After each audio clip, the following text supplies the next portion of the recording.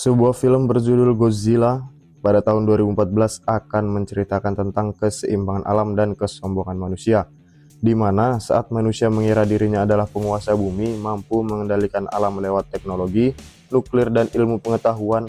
Namun kenyataannya, alam selalu punya kekuatan yang jauh lebih besar dan alam memiliki sang penjaga keseimbangan yang akan bangkit di saat keseimbangan itu terganggu.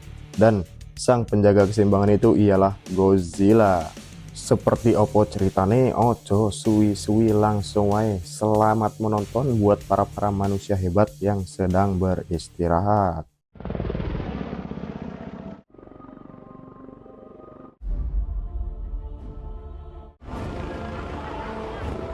Berlatar di tambang runtuh di Filipina, sekelompok penambang yang sedang menggali lubang menemukan sebuah fosil raksasa di mana ini adalah fosil pertama yang mereka temukan setelah menggali lubang selama 30 tahun. Dan mereka percaya fosil ini memiliki umur yang sudah sangat tua.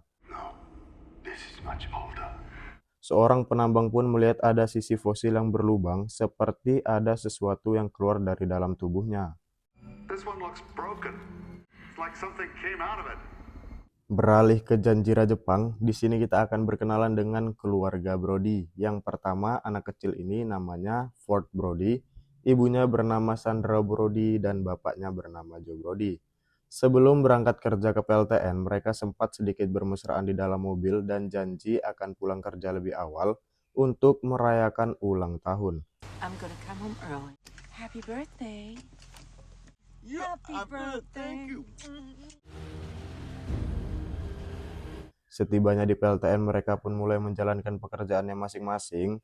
Sandra Brody masuk ke dalam area radiasi untuk melakukan pengecekan, sedangkan Joe Brody yang seorang ilmuwan nuklir pun menyadari adanya lonjakan radiasi aneh yang terus meningkat secara konsisten dan berpotensi menyebabkan gempa yang sangat besar. Dan tiba-tiba, Sandra here. We're turning back. ya, asap radiasi mulai keluar melalui area radiasi. Sandra dan kawan-kawan pun harus berlari keluar untuk menyelamatkan diri. Jika mereka tidak bisa keluar dari area tersebut, maka mereka akan mati terkurung bersama radiasi berbahaya. Karena pintu area radiasi akan dikunci agar asap radiasi berbahaya itu tidak keluar dan membahayakan semua orang. Menyadari istrinya ada dalam bahaya, Joe Brody pun berinisiatif untuk mengambil alih tugas untuk menjaga pintu area radiasi sambil menunggu istrinya keluar. Joe Brody terus mencoba menghubungi istri dan menyuruh mereka agar segera berlari keluar. Namun, di saat mencoba berlari keluar, Sandra malah terjatuh. Kenji, we need to go. Karena asap radiasi bergerak sangat cepat dan nampak sudah semakin dekat, dan Joe belum juga melihat istrinya, Joe Brody pun terpaksa menutup pintu area radiasi demi menyelamatkan nyawa semua orang. Namun ia tidak bisa menyelamatkan nyawa istri tercintanya yang masih terkurung di dalam dan sudah pasti akan mati.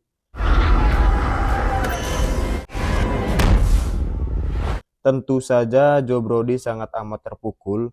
Dia sangat amat sedih karena melihat langsung istrinya yang akan mati, dan ini adalah percakapan mereka yang terakhir sebelum mereka berpisah selamanya.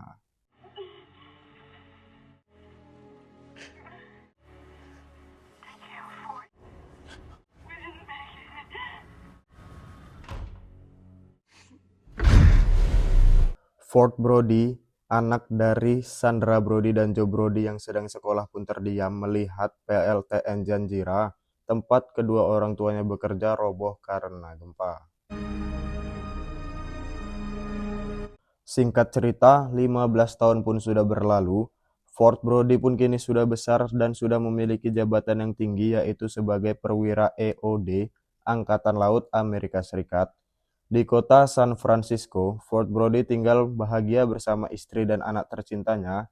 Istrinya bernama Elle Brody dan anaknya bernama Sam Brody. Joh, opo iki to mas? Mas yo aja ngono to mas. Ya aku iki pengen mas. Wis. Di saat mereka sedang beranu-anuan, mereka terpaksa terhenti karena mendapatkan telepon rumah. Elle Brody mengangkat telepon tersebut dan mendapat kabar jika mertuanya Joe Brody tertangkap di Jepang karena nekat memasuki zona terlarang dan langsung memberitahu Ford Brody. the consulate. Joe's been arrested in Japan. Setelah mendengar berita itu, Ford Brody pun langsung bergegas untuk pergi ke Jepang untuk menjemput ayahnya. Setelah berhasil mengeluarkan ayahnya dari penjara, mereka langsung pulang ke rumah Joe Brody yang ia tinggali selama ini. Disinilah Joe Brody melewati waktu demi waktu, merenungi nasib sendiri setelah bencana yang menyebabkan kematian istrinya. Joe Brody percaya bahwa itu bukan bencana alam alami, dan ia masih belum bisa ikhlas sampai saat ini. That this was not from natural disaster. Dad! Your mom's out there, Ford. To me, she'll always be there. Ford Brody mengajak ayahnya pulang ke San Francisco, ke rumah tempat ia tinggal bersama keluarga kecilnya sampai saat ini. Ia ingin anaknya si Sam Brody bertemu dengan sang kakek. Let me take you home. Got a little boy who's desperate to see his grandpa. We could leave tomorrow. Namun, saat Ford Brody bangun di pagi hari, ia mendengar ayahnya sedang menelpon temannya untuk menemaninya ke rumah lama di dalam zona radiasi berbahaya. Joe Brody sangat bersikeras untuk pergi ke sana karena dia ingin mencari apa yang sebenarnya terjadi, apapun itu resikonya. Singkat cerita, Joe Brody dan Ford pun sampai di zona radiasi dengan alat pelindung diri yang lengkap. Seharusnya tempat ini dipenuhi dengan radiasi berbahaya, namun setelah Joe melihat alat deteksi yang ia bawa, kemudian ia membuka maskernya, justru tidak ada radiasi berbahaya di sini.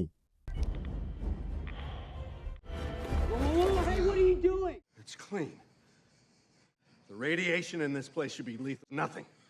Ini agak janggal karena pemerintah setempat memberitakan kepada seluruh masyarakat bahwa di sini adalah zona radiasi berbahaya dan tidak boleh dimasukin oleh masyarakat biasa. Mereka pun melanjutkan perjalanan ke rumah lamanya. Joe Brody terlihat sangat sedih ketika melihat kenangan masa lalu bersama Ford dan almarhum istrinya. Selanjutnya mereka lanjut untuk melihat suasana sekitar, namun tiba-tiba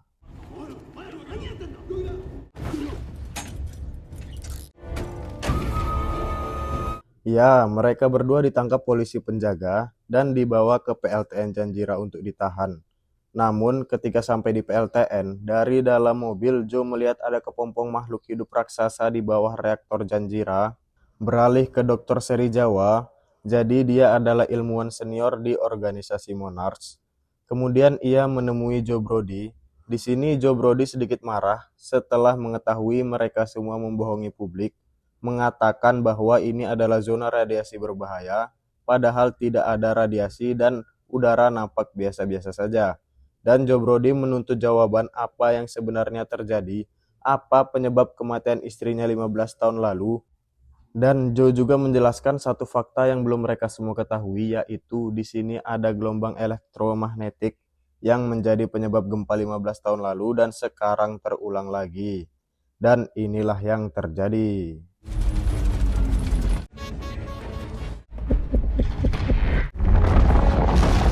It's done, Feed. It was an electromagnetic pulse, converting all that radiation until it had. Ya, adanya gelombang nadi elektromagnetik membuat kepompong lebih cepat menetas. Melihat itu, Dr. Seri Jawa memerintahkan semua anggotanya untuk menyerang kepompong dengan sengatan listrik hingga hancur. Mereka semua mengira kepompong ini sudah mati, namun tiba-tiba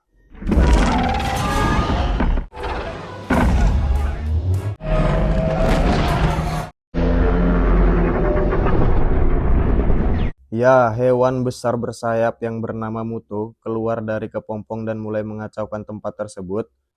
Semua orang nampak terlihat panik dan langsung mencoba melarikan diri dari tempat tersebut. Namun Joe Brody tidak sempat melarikan diri dan tertimpa tower.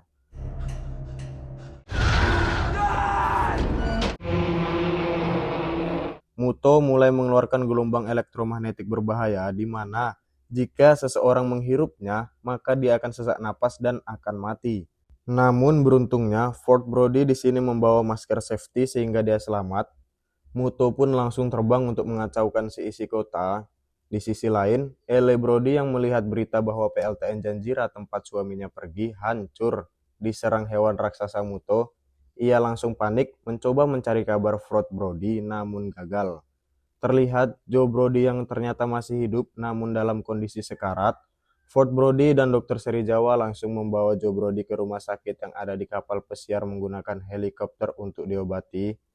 Namun saat di dalam helikopter, Joe Brody kehabisan oksigen dan dia meninggal. Dia sempat memberi wasiat terakhir sebelum dia meninggal dan inilah wasiatnya. I'm sorry. Go home to your family. Keep them safe. Whatever it takes. Stay with me.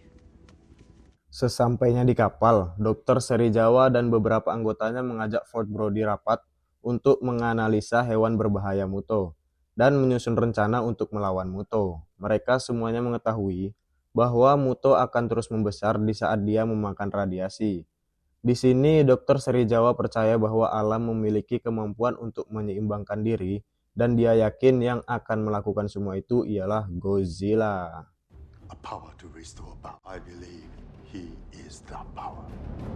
Setelah selesai rapat, Ford Brody pun melakukan perjalanan untuk menuju Hawaii dan memberitahu istrinya lewat telepon bahwa Joe Brody telah meninggal karena insiden di Jepang.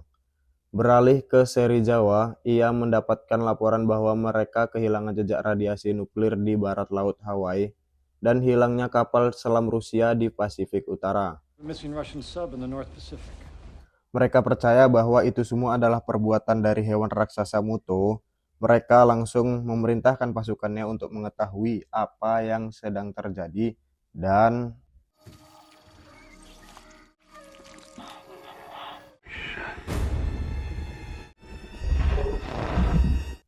ya, pasukannya menemukan air liur yang sangat menjijikkan di bangkai pesawat dan mereka langsung melihat Muto yang sedang memakan bagian pesawat dengan nikmat. Mengetahui itu, Jenderal langsung memerintahkan Dr. Seri Jawa untuk mengambil tindakan, mengingat ada jutaan nyawa di kota Hawaii yang sedang terancam. Dr. Seri Jawa dan pasukannya pun langsung terbang ke Hawaii untuk menyerang Muto, namun tiba-tiba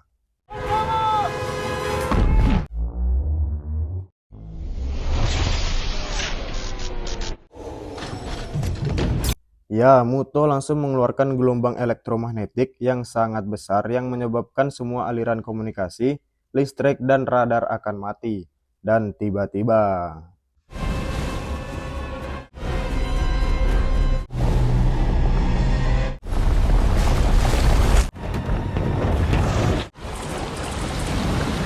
muncul Godzilla raksasa dari dalam laut, membuat air laut naik tinggi dan menenggelamkan sebagian kota. Listrik di seluruh kota pun mulai hidup, namun Muto datang lagi untuk menghancurkan kota. Hampir saja Ford meninggoy setelah keretanya diserang, beruntungnya dia berhasil bergelantungan hingga dia selamat. Para tentara mulai menyerang Muto namun tidak berhasil, namun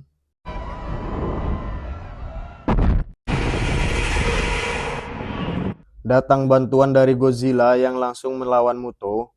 Di sisi lain, anaknya Ford Brody, si Sam Brody sedang bersantai dan melihat TV, dan ia pun melihat berita tentang kekacauan yang sedang terjadi di kota Hawaii. Mommy, look! Dinosaurs! Beralih ke Dr. Seri Jawa dan Jenderal Tentara, mereka melihat keberadaan Muto betina yang sudah muncul dan mulai menghancurkan kota Nevada. Mereka sadar bahwa Muto betina dan Muto jantan sedang mencari radiasi untuk berkembang biak lebih banyak lagi, dan mereka berencana untuk membunuh Muto menggunakan bom. Namun Dr. Seri Jawa memiliki ide lain, yaitu Godzilla may be the answer. He's here to restore balance. He can defeat them. dia yakin bahwa Godzilla sebagai penyeimbang alam akan sengaja datang untuk membunuh Muto. Namun, Jenderal Tentara tidak setuju dengan apa yang dikatakan oleh Dr. Seri Jawa, karena itu bisa membahayakan banyak nyawa. Ia tetap akan menggunakan bom untuk menyerang Muto.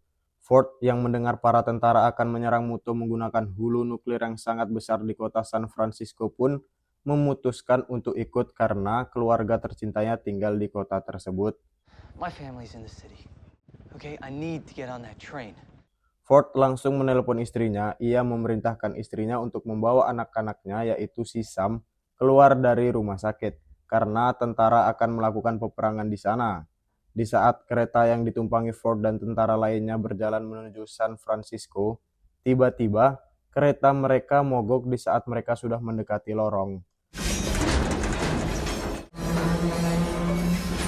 Mereka pun langsung menelusuri lorong tersebut untuk mengetahui apa yang ada di dalamnya. Dan tiba-tiba,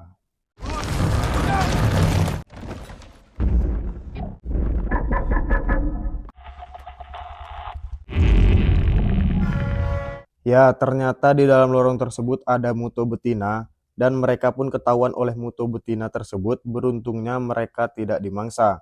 Terlihat di perut Muto seperti ada banyak-banyak telur yang siap menetas dan siap menciptakan muto-muto raksasa yang baru. Tidak berhenti di situ, Muto langsung menyerang kereta tentara yang membawa hulu nuklir, dan dia langsung membawa hulu nuklir tersebut untuk pergi.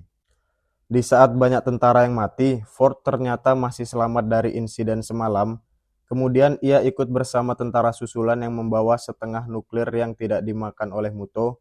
Mereka membawa setengah nuklir tersebut ke pesisir.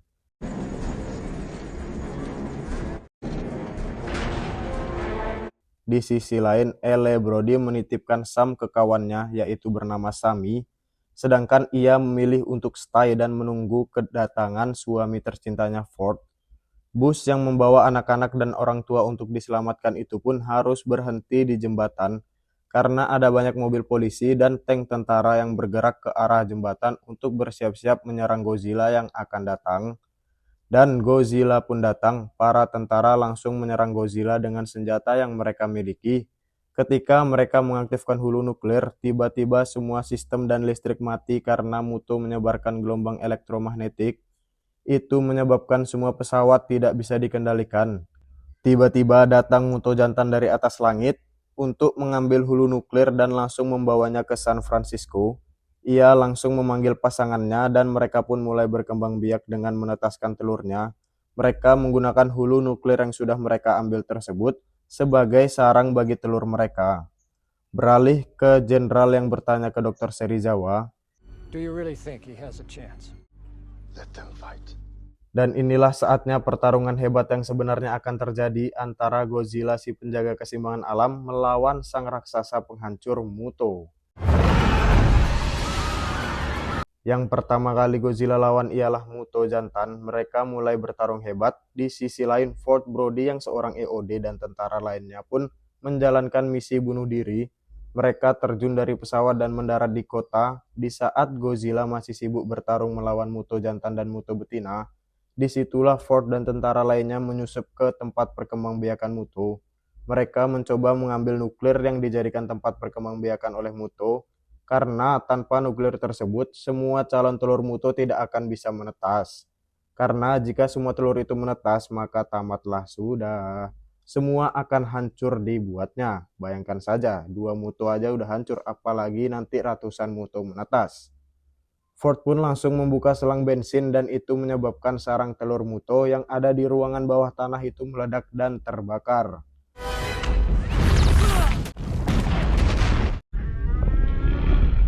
Melihat itu, Muto jantan dan betina pun langsung datang untuk melihat kondisi telur-telurnya yang sudah hangus, terbakar, dan pada mati. Muto pun sangat marah melihat itu dan langsung ingin membunuh Ford, namun tiba-tiba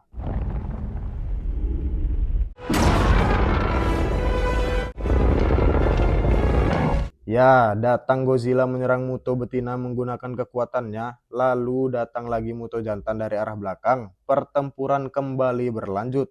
Di sisi lain, para tentara yang mencoba membawa hulu nuklir kabur pun berhasil menyalakan kapal karena berada di luar radiasi elektromagnetiknya Muto.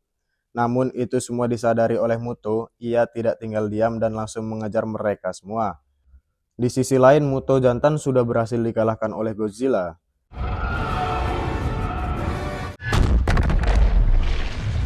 Di saat Muto masih disibukkan oleh tentara yang lain, Ford berlari ke arah kapal yang membawa hulu nuklir. Ia berhasil menghidupkan kapal, namun Muto datang mendekatinya dan ingin menyerangnya, namun tiba-tiba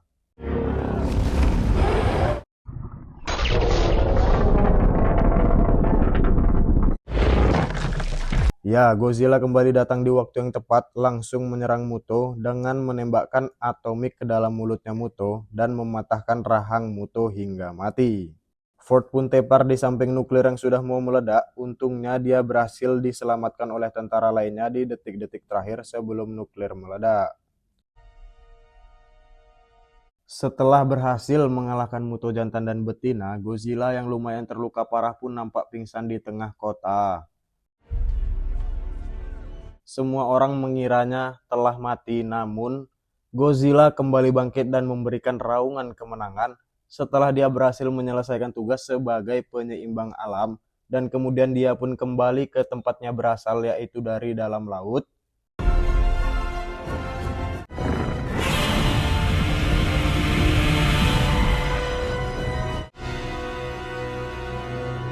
Di sisi lain, Sam dan Ford Brody bertemu dengan istri dan ibu tercinta mereka, yaitu Elle Brody, di tempat pengungsian.